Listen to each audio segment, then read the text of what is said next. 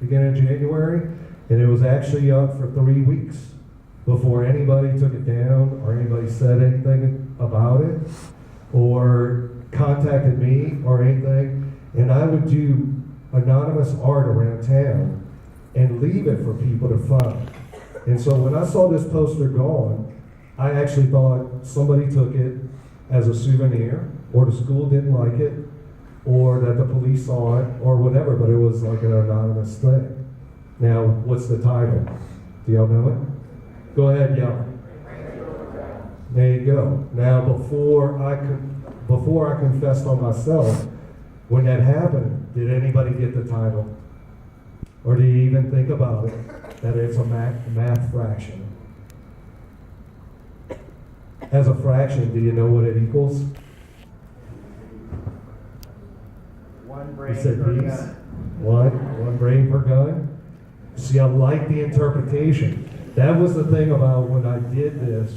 I didn't sign it and I didn't put the name on it because it was an interpretation. My title, the actual title is Brains Over Guns. Not Brains Divided by Guns, which is actually part of it also.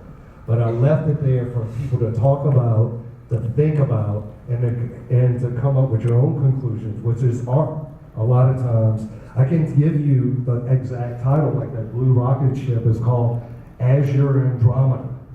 You know, it's a pretty kind of thing, you can imagine it flying through space. But with something like this, also, so you figure it out. Now, the reason I had done this was that, I don't know y'all personally, but I love you. You know, if you don't think that right, I'm sorry, but I do.